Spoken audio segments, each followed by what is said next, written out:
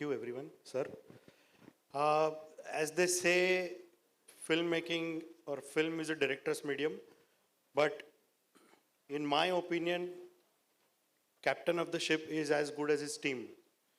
You know, so bringing this wonderful team of actors and technicians together was a Herculean task because we have 138 artists in the film, so many technicians, so unit was big, and everybody stood behind me like a rock, supported me, my vision, Pallavi's vision, and I hope, sir, Katana sir, I hope we've done justice to your book. I hope. Yeah. And I would like to thank all my team members over here. And really, thank you so much.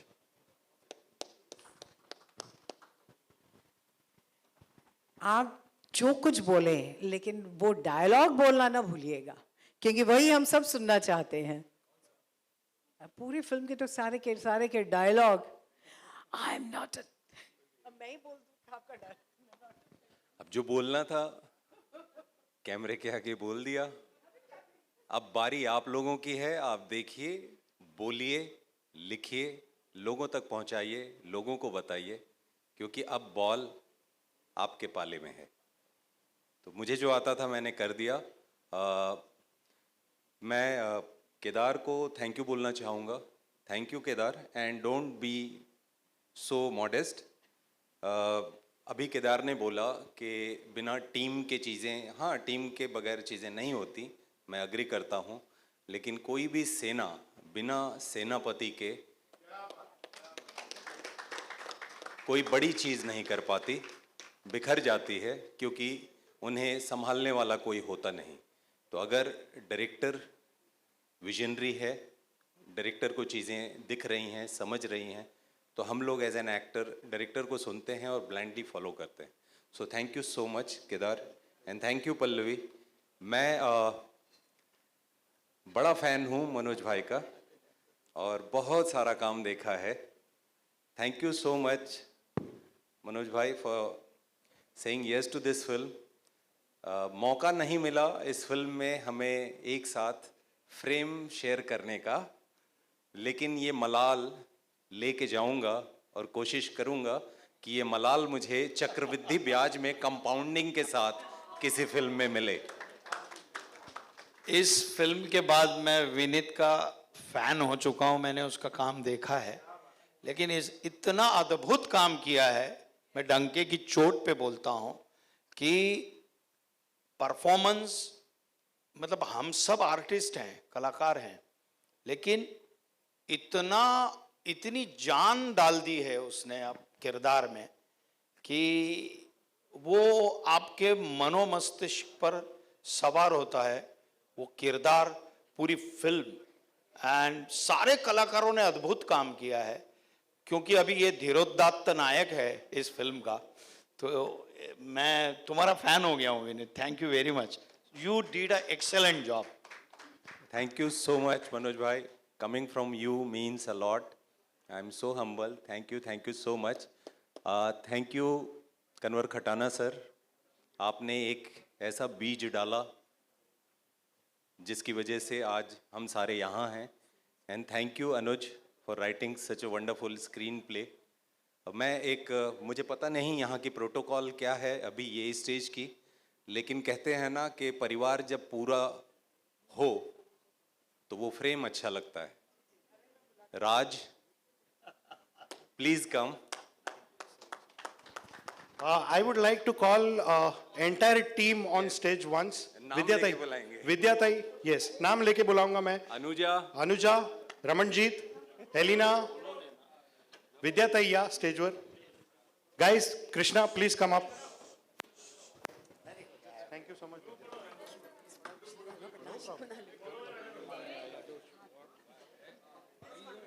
बहुत बड़ी photo opportunity है. India Pakistan के धुरंधर एक साथ है stage पे.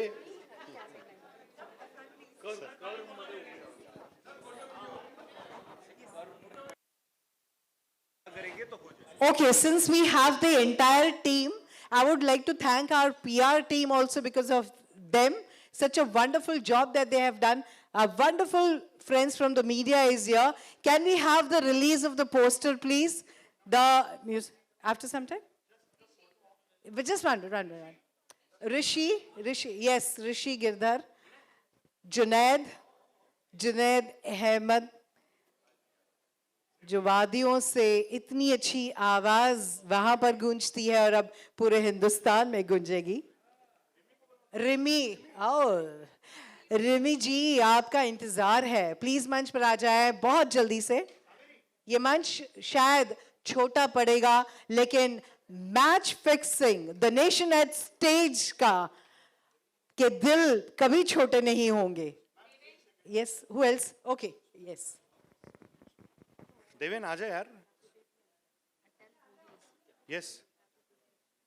Guys, big hands for Deven. Deven is our promo editor. Because of him, Deven, सामने आ जाए यार, Deven. Because of him, the trailer is looking so grand. Please, Deven. अरे फिल्म के कलाकार जब स्टेज पे आ रहे हैं, फिल्म से जुड़े लोग, तो ये स्टेज छोटा पड़ रहा है, स्टेज को बड़ा बनाते हैं.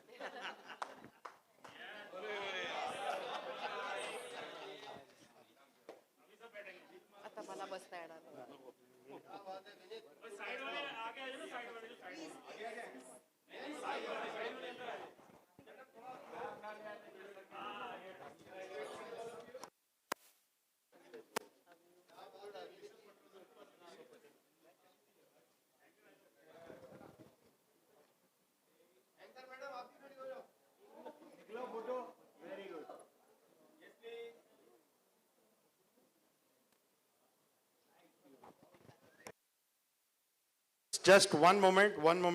I wanted to have a word about Raj भाई. राज अर्जुन सर ने ये फिल्म में इतनी जान डाली है, आप फिल्म देखेंगे आपको पता चलेगा. Sir, he was so passionate on sets. At times, just to stay in the zone, he skipped his lunch, he skipped his dinners, reached on set 2 hours prior. So, I am really fortunate, Raj sir, to have you.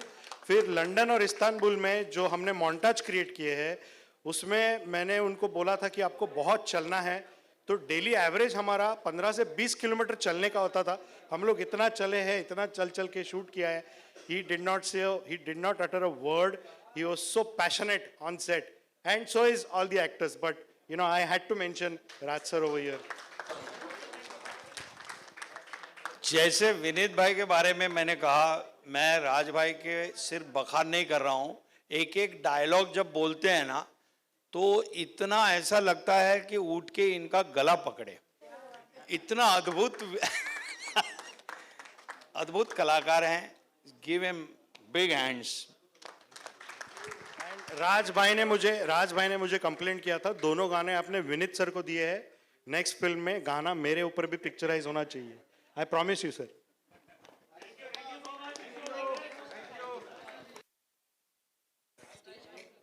Okay. Can we have Mr. Pankaj from UFO Music? From UFO Music. क्योंकि UFO के बिना अगर आपको अपनी film को release करवाना हो, तो UFO से बेटर और बेहतर कोई हो नहीं सकता. और पूरी marketing, business amalgamation, UFO has distributed the film such wonderfully that it will reach all the theaters. Thank you so much. And can we have the release of the... Sir, please come in the center. Pankaj ji.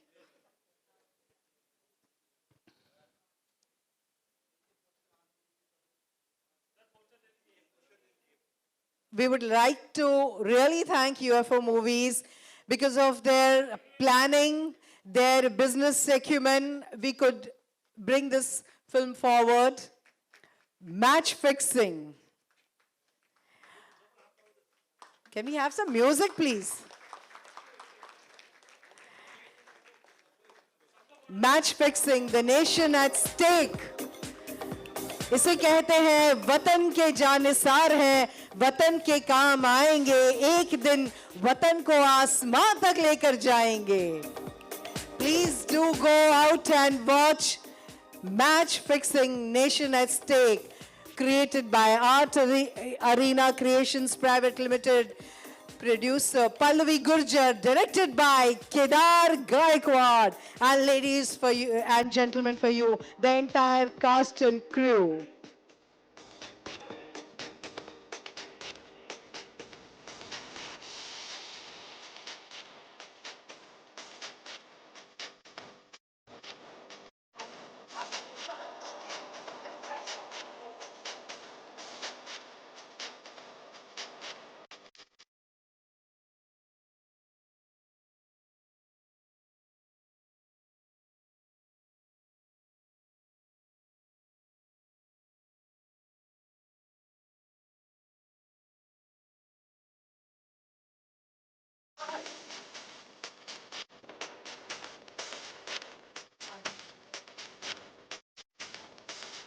Opportunity. This is my first song ever in Bollywood film. मैं और मैं 9-10 साल से hip hop कर रहा हूँ. मेरी independent album भी अभी आई है. बट ये फर्स्ट सॉन्ग है एंड विनीत सर को मैं एडमायर करता हूँ गैंग्स ऑफ वसेपुर के टाइम से. एंड जब मैंने मुक्काबाज देखी थी तो मतलब एक फैन तो ठीक है बट एक अपनापन और एक एडमायरेशन इतना बढ़ गया कि ये पर्सनैलिटी है जो कुछ ऐसा काम कर रही है हटके और पूरे अपने बलबूते पे वो फिल्म बनाना बहुत इंस्पायरिंग था sir. Thank you so much for making that. मैंने आपको बाहर भी वही बोला. And thank you so much for believing in me ma'am, giving me this opportunity. आप सब बहुत दिग्गज लोग हैं, मैं अभी स्टार्ट ही कर रहा हूँ सब चीज़ें. बट बहुत अच्छा गाना है and I am very grateful to everyone. And गाना आप प्ले कर सके अगर तो ज़्यादा अच्छा रहेगा. फिर मैं अमन का पैगाम देगा क्योंकि ये बहुत ही अच्छे फनकार है और ये सॉन्ग जो है बहुत ट्रेंडिंग है, मैंने सुना है. लेकिन आप सबको सुना दो ये गाना, 2 लाइन कम से कम. तो गाने की लाइन है, लहू और क्रांति से बना है ये देश, जुनू की आंधी से बना है ये देश, मेरी जान से भी ज्यादा प्यारा मेरे देश, मेरी जान से भी ज्यादा मुझे प्यारा मेरा देश. मेरा देश मेरा देश मेरा देश, ये मेरा देश मेरे देश के लिए मैं, मेरा देश मेरा देश मेरा देश, ये मेरा देश मेरे देश के लिए मैं मेरे देश का भगत, मेरी सोच है आजाद, इस मिट्टी के पैदाइश भारत माँ की औलाद. मैं अटल जैसे पर्वत इरादा है फौलाद, सब दुश्मनों की टोली को चखा दिया स्वाद. नहीं करो तुम फसाद, नहीं करो तुम विवाद, मत करो अनुवाद, नहीं करो धन्यवाद, चाहे जो भी हो मेरा देश रहेगा आबाद. जोर से चिल्लाओ हिंदुस्तान जिंदाबाद. सोल्जर वाली बातचीत है, आर्मी वाली बातचीत है, देश वाली बातचीत अब होगी सीधा मारपीट. Proud soldier, I am a brave soldier, मेरी जान हाजिर देश को बाहें खोलकर, कभी कलंक नहीं लगने दूंगा मिट्टी पर. मैं चुभूंगा तुम्हें सच बातें बोलकर, दंगे लेते जान करते परेशान, बनते शमशान, ना ही मरते हिंदू ना ही मरते मुसलमान, गवाते हैं जान वो कहलाते इंसान, बॉडी के ही नाम से रह जाती पहचान. एक दिन तो सबका भांडा फूटेगा, देश के खिलाफ तो दूसरा ठुकेगा. जनता जानती है साधु कौन, जानती है मामू कौन, पकड़ में जो आया फिर वो नहीं बचेगा. मेरा देश. Thank you so much. Pallavi ji, I would like you to thank him by presenting him a bouquet of flowers and also bouquet of flowers to Vineet ji. में आ जाइए. And after that, the house is open for some nice food, fun, frolic, and some nice questionnaire session. And this is your host, Anita Bajpayee, signing off from here. Thank you so much.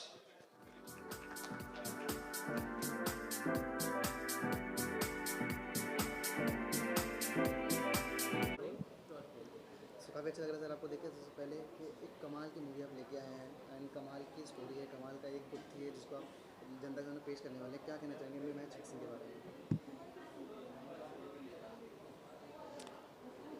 खुशी होती है जब भी कोई नया काम इस तरीके से बाहर आता है.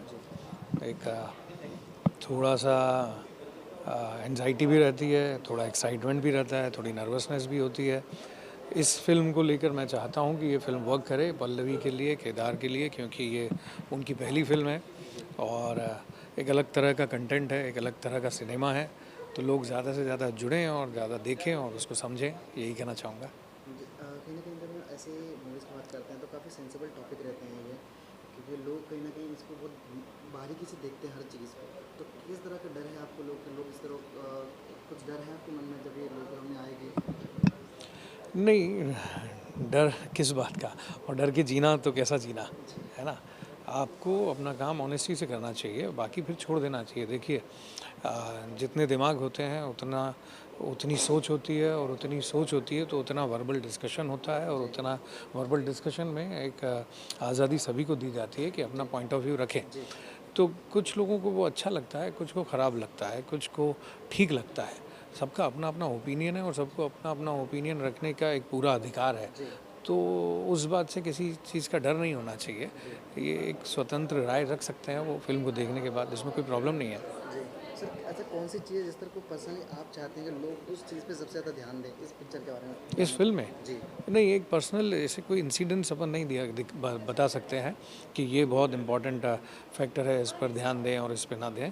एक फ़िल्म जब बनती है तो वो पूरा एक सम्मिश्रण होता है एक कहानी को कन्वे करने का। ये इंसिडेंट्स नहीं है कि एक घटना उठा ली और एक घटना के बारे में हमें उसको इम्पोर्टेंट बताएं और बाकी चीज़ों को नहीं।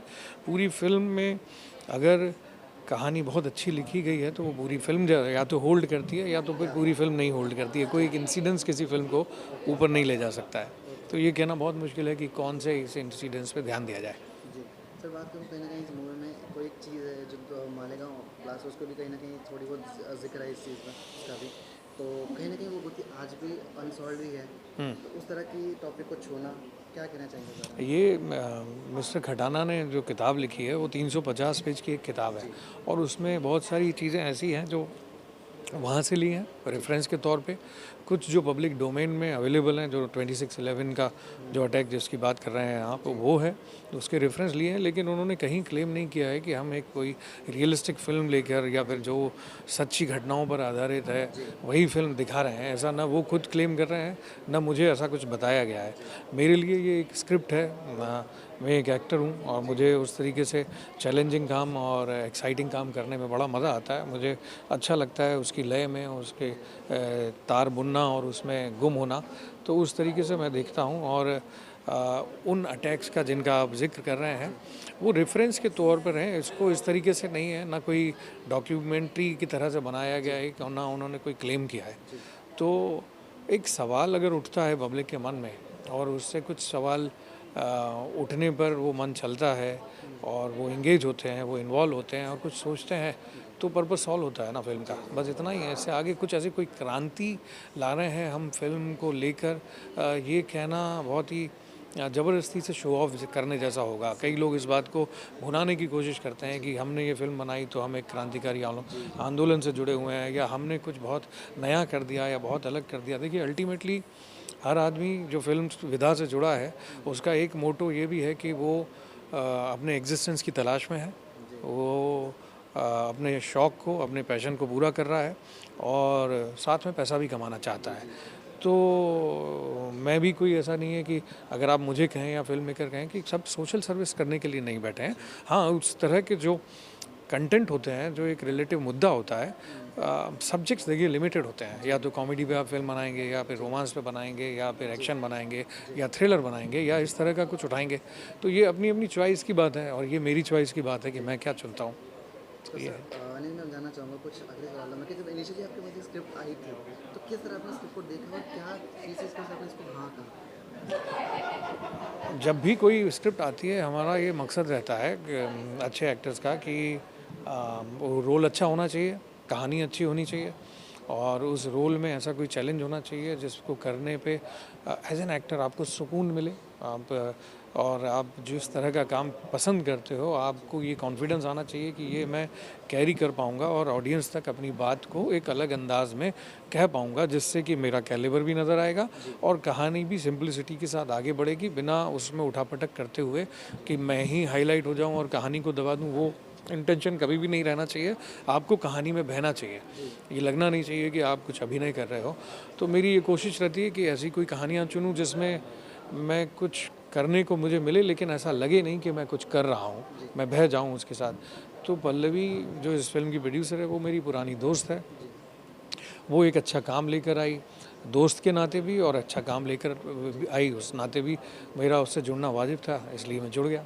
सर आखिरी 2 सवाल आपसे करूँगा मैं कि कहीं ना कहीं जब इस तरह की जब मूवीज़ आती हैं कहीं ना कहीं उनको एक पॉलिटिकल एजेंडा बता दिया जाता है, चाहे वो मूवी उस चीज़ को ना छोड़ी हो फिर भी एजेंडा की तरह तौर पे लोग बताते हैं, पेश के उस तरह के उसका वो इमेज बना देते हैं। उस बारे में क्या कहना चाहते हैं? यार मुझे तो कोई प्रॉब्लम नहीं नज़र आती है इसमें। अगर पॉलिटिकल एजेंडा बना रहे हैं और फिल्म चल जा रही है तो मेरे तो लगता है ठीक ही है। अल्टीमेटली एक्टर्स को, मेकर्स को और डायरेक्टर्स को ये सोचना चाहिए कि फिल्म वर्क कैसे करेगी। हाँ, अननेसेसरी का प्रोपोगेंडा बना के, झूठ बोल के, पॉलिटिकल एजेंडा दिखा के, बता के उसको ख़राब करना या नीचे करने से मुझे थोड़ा सा अफसोस होता है। बट अगर कोई उसका बना रहा है और उसमें लग रहा है और उससे फिल्म का फ़ायदा हो रहा है तो बनाओ भाई। बट किसी का नुकसान ना हो, किसी को हार्म ना करें, किसी की फीलिंग को ठेस ना पहुंचाएं, किसी को नीचा ना दिखाएं, किसी और कम्युनिटी को ज़बरदस्ती खींच के नीचे ना लेके आएँ। यहाँ तक एक ह्यूमन लेवल पे हम थोड़े इंसान अच्छे रहें बस, और ज़बरदस्ती की खींचतान में ना पड़ें, किसी की बुराई ना करें। इतना भर कर लें तो ज़िंदगी तर है मुझे लगता है। तो और आप उससे अगर पॉलिटिकल एजेंडा बना दिया जाता है तो आप और मैं उससे बच नहीं सकते हैं, राइट।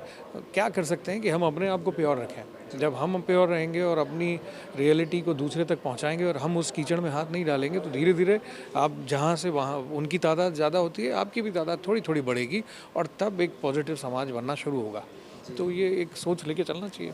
लास्ट में आपसे जानना चाहूँगा, जो दर्शक इस मूवी को देखने वाले हैं, क्या उनसे एक्सपेक्ट कर रहे हैं, क्या क्या मैसेज देना चाहेंगे उनको? दर्शकों का जो तबका होता है ना वो अलग अलग होता है। तो ये जो सवाल है, ये मैं हमेशा इससे उलझता रहता हूँ कि इस सवाल का जवाब क्या दूँ कि दर्शक किस उम्मीद से आएँ वो मैं बताऊँ। ये बड़ा मुश्किल होता है क्योंकि दर्शक किसी एक उम्र के नहीं हैं, वो अलग अलग उम्र के हैं और हर आदमी की साइकोलॉजी, सोच, विचार, परिवेश अलग अलग होता है। आप अगर फिल्म देखने जाएंगे तो हो सकता है आप एंटरटेनमेंट के लिए देखने जाएंगे, लेकिन ये अगर देखने जाएंगे तो हो सकता है ये कुछ मैसेज देखने जा रहे हो, वो कोई और जाएगा तो वो कुछ जोश ढूंढ रहा हो या कोई अपने आप को ढूंढ रहा हो फिल्म में। तो फिल्म देखना हर अलग अलग आदमी के लिए एक अलग अलग सब्जेक्ट हो सकता है। उसको अपनी चाह से फिल्म देखनी होगी। हाँ, इस फिल्म में ये किस तरह की फ़िल्म है उतना ज़रूर मैं बता सकता हूँ जिससे ये दर्शक डिसाइड करें कि उनको ये फ़िल्म देखनी है कि नहीं। मैं तो चाहूँगा कि वो देखें क्योंकि मैं इस फिल्म का हिस्सा हूँ और फिल्म मेरे हिसाब से रीज़नेबली सेंसिबल एक फ़िल्म है और कोई फालतूगिरी नहीं दिखाई है इसमें। तो एक इंटेंस इस तरीके का एक हिंदुस्तान और पाकिस्तान के बीच में जो कशमकश है, उनकी पॉलिटिकल हायरार्की के सिस्टम में जो कशमकश है, वो उससे अवेयर होंगे लोग अगर उसमें इंटरेस्ट रखते हो। तो इसमें आतंक है, इसमें जिहादी हैं, इसमें ISI है, इसमें IFP है। तो उस तरह का एक इंटेंस कहानी है और जो 26/11 है वो कैसे घटा था, उसके पीछे क्या भूमिका रही होगी, उसके बारे में थोड़ा सा एक बताया गया है। तो अगर किसी को वो सब जानने की इच्छा है तो उन्हें ज़रूर ये फिल्म देखनी चाहिए। धन्यवाद सर, काफ़ी अच्छा लगा आपसे बात करके। थैंक यू, मुझे भी बहुत अच्छा लगा। Thank you.